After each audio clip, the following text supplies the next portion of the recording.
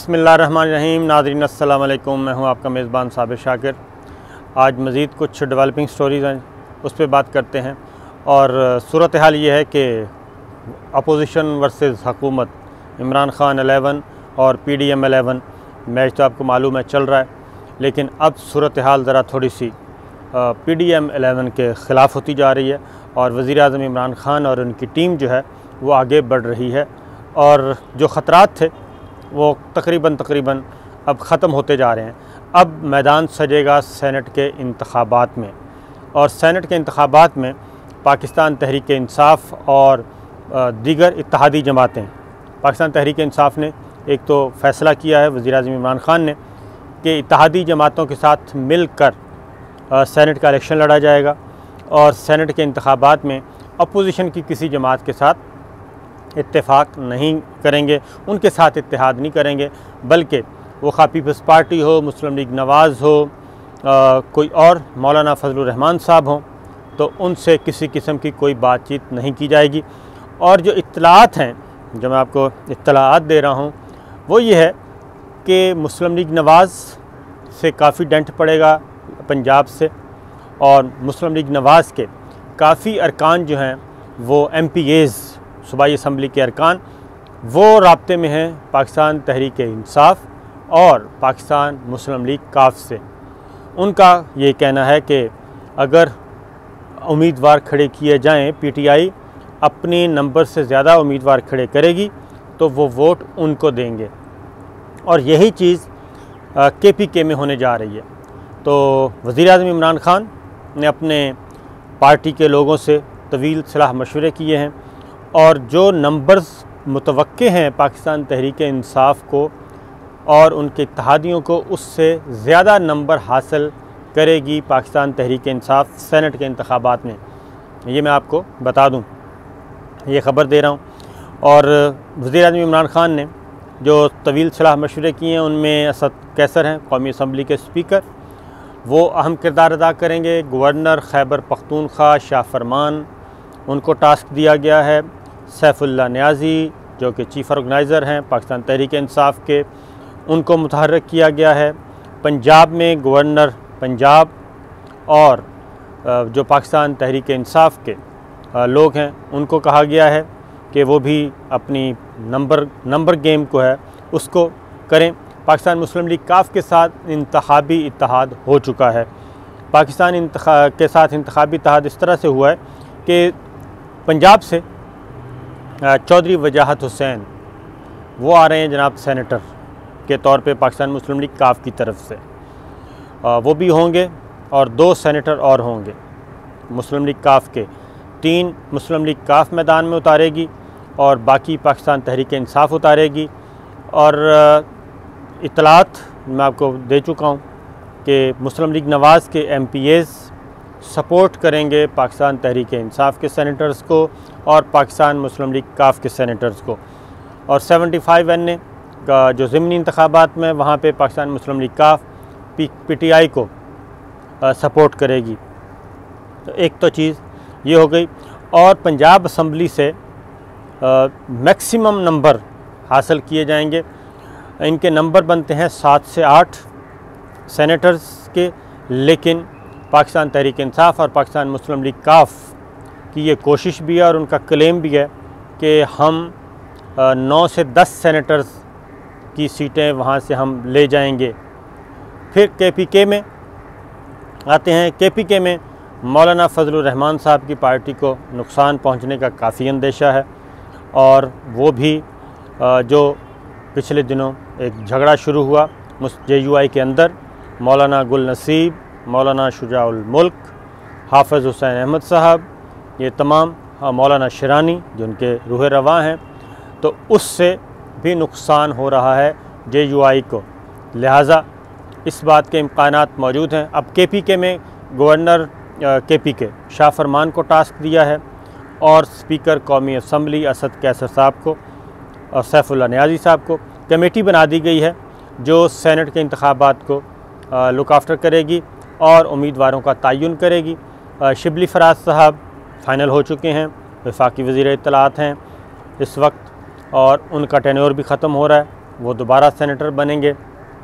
सानिया निश्तर साहबा फ़ाइनल हो चुकी हैं, शहजाद अकबर साहब फ़ाइनल हो चुके हैं। उसके बाद नंबर है जनाब बाबर अवान साहब का और जुल्फ़ी बुखारी साहब का, शहजाद गिल, डॉक्टर शहबाज गिल, इनका।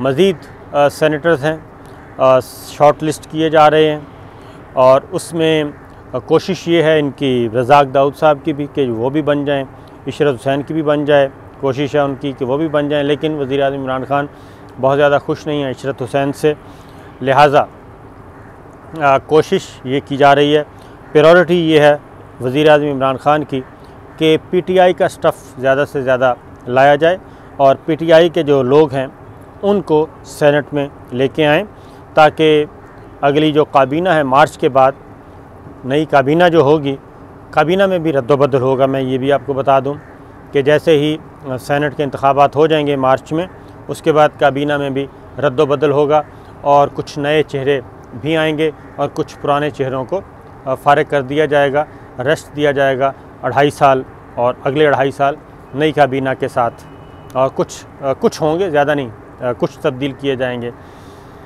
फिर एक और चीज़ भी आपसे शेयर कर दूं, बलूचिस्तान में पाकिस्तान तहरीक इंसाफ और बलूचिस्तान अवामी पार्टी BAP ये मिलकर लड़ेंगे जी इलेक्शन, और उसमें भी JUI के वहाँ के जो उसको नुकसान पहुँचेगा मौलाना फजलुर रहमान साहब को, JUI को नहीं, मौलाना फजलुर रहमान साहब को नुकसान पहुँचेगा। और वहाँ पे भी जो MPs हैं वो राब्ते में हैं बलूचिस्तान अवामी पार्टी से भी और पाकिस्तान तहरीक इंसाफ से भी, तो वहाँ पे ये मिल के लड़ेंगे और वहाँ पे हिस्सा नहीं दिया जाएगा किसी और जमात को। फिर आप चलते हैं जनाब सिंध में भी पाकिस्तान तहरीक इंसाफ जो है वो लड़ेगी इलेक्शन MQM के साथ मिलके और GDA के साथ मिलके। और ये इसकी रीज़न बता दूं कि बाज़ औक़ात ये होता है कि कुछ इजाफ़ी वोट, क्योंकि ये मुतनासिब नुमाइंदगी होती है, प्रायोरिटीज़ देनी होती हैं, और कुछ वोट एक्स्ट्रा जो ज़ाया हो रहे होते हैं तो उनको फिर एडजस्ट किया जाता है। MPs को कहा जाता है कि अपनी प्रायोरिटी में अपने जो इत्तेहादी जिनके साथ इत्तेहाद हुआ है उनके सेनेटर्स को आपने प्रायोरिटी पे रखना है ताकि वोट ज़ाया ना हो। तो ये चीज़ चेयरमैन सेनेट सादिक संजरानी साहब बरकरार रहेंगे। ये भी आपको बता दूं कि सादिक संजरानी चेयरमैन सेनेट के तौर पे कंटिन्यू करेंगे और मार्च के बाद दोबारा वही चेयरमैन सेनेट होंगे। अलबत्ता डिप्टी चेयरमैन सेनेट जो है वो पाकिस्तान तहरीक इंसाफ का आएगा और सलीम मांडवी वाला साहब की हो जाएगी छुट्टी। तो ये चीज़, क्योंकि सादिक संजरानी इस वक्त बलूचिस्तान अवामी पार्टी की नुमाइंदगी कर रहे हैं और अब बलूचिस्तान अवामी पार्टी उनके पीछे है, जिसको बाप कहा जाता है। तो ये चीज़ें मैंने कहा आपसे शेयर कर लूँ। उसके बाद मज़ीद कुछ ख़बरें हैं जनाब, वो हैं वज़ीर आज़म इमरान खान मज़ीद फ्रंट फुट पे खेलने का इरादा रखते हैं और उसकी रीज़न ये है कि फ़ॉरेन फंडिंग केस का मामला अब हो चुका है बंद, और बंद इस सेंस में हुआ है कि सिक्योरिटी कमेटी काम कर रही थी, उस पर अदम इत्मीनाद का इज़हार किया, लेकिन सिक्योरिटी कमेटी ने कहा है कि हम अपनी सिफारिशात अपनी रिपोर्ट पे मुकम्मल करेंगे, कोई एतमाद करे या ना करे, हम मुकम्मल तौर पे काम करेंगे, अपनी रिपोर्ट सबमिट करेंगे और अपनी तफसीली रिपोर्ट, उसके बाद जो भी फ़ैसला होगा ज़ाहिर है वो फिर फेडरल गवर्नमेंट की तरफ भी जा सकता है, सुप्रीम कोर्ट में भी अपोजिशन ले जा सकती है। लेकिन इस दौरान 19 जमातें जो हैं अपने खाते वो भी देंगी। तो मुझे जो लग रहा है, जो इत्तलात हैं, वो ये है कि ये सारा वन गो में होगा और इस इशू को एड्रेस किया जाएगा कि फ़ॉरेन फंडिंग, फ़ॉरेन एड, ममनुआ फंडिंग, इसमें कोई डिफ़ाइन किया जाएगा। तो साथ ही साथ वज़ीर आज़म इमरान खान ने एक चैलेंज भी कर दिया है और वो भरपूर तैयारी के साथ आए हैं और कल उन्होंने गुफ्तगू की।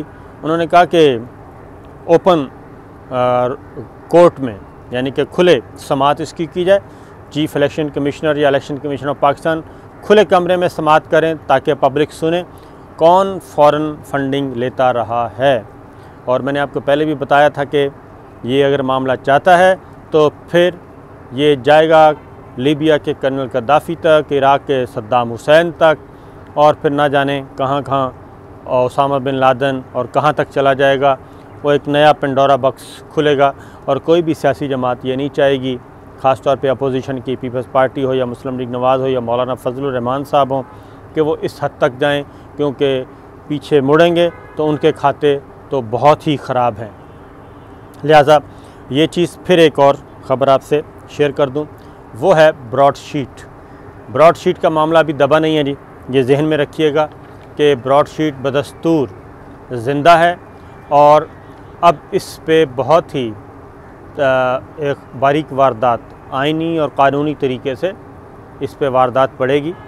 और एक कमेटी जो बनाई गई है उसने इब्तदाई सिफारिशात पेश कर दी हैं और अगले 45 दिनों में कमेटी जो है वो मुफस्सल रिकमेंडेशंस दे देगी।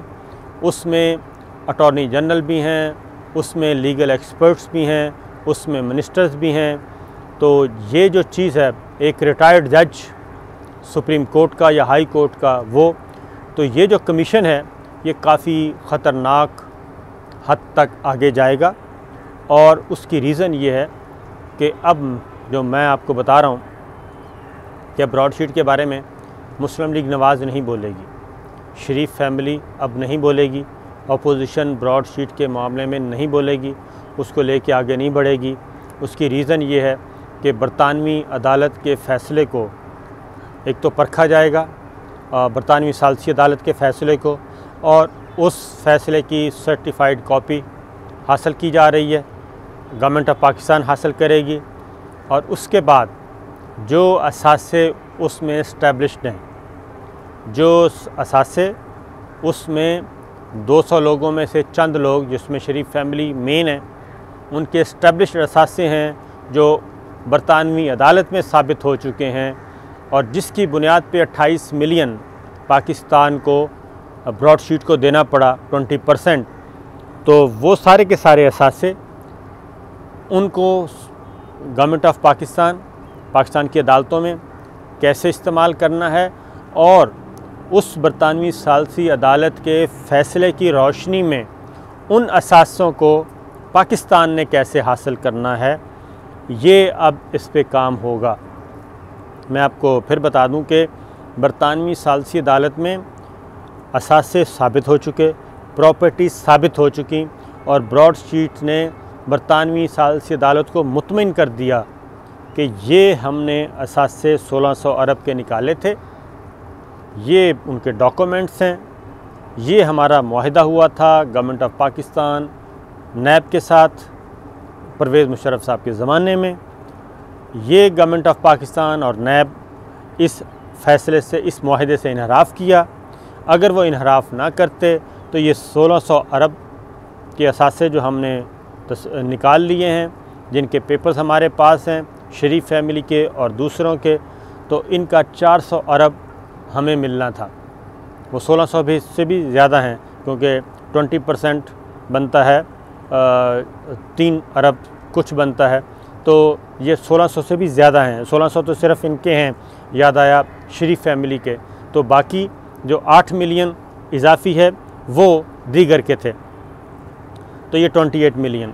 तो ये एक डॉक्यूमेंट सर्टिफाइड एक अदालत का फ़ैसला गवर्नमेंट ऑफ पाकिस्तान हासिल करने जा रही है बरतानिया से, ब्रॉडशीट से। और दोनों ब्रॉडशीट का और गवर्नमेंट ऑफ पाकिस्तान, जो इस वक्त गवर्नमेंट ऑफ पाकिस्तान है, उन दोनों का इत्तफाक भी हो चुका है। लिहाजा ये मामला आगे बढ़ेगा और अगर ये चीज़ें हो जाती हैं, अगले 45 दिन में सिफारिशात आ जाती हैं और अटॉर्नी जनरल इस कमेटी में शामिल हैं, सुप्रीम कोर्ट के रिटायर्ड जज होंगे उसमें, तो ये सारी रिकमेंडेशन आ जाती हैं। तो इस तरह की ये JIT से भी ज़रा बड़ा काम है, उसकी रोशनी में फिर आगे बढ़ा जाएगा और शरीफ फैमिली की जो जायदादें जो बरतानवी सालसी अदालत में साबित हो चुकी हैं, वो पाकिस्तान वापस लाने में बड़ी आसानी होगी। तो ये थी अब तक की ख़बरें। इजाज़त दीजिए, अल्लाह हाफ़िज़।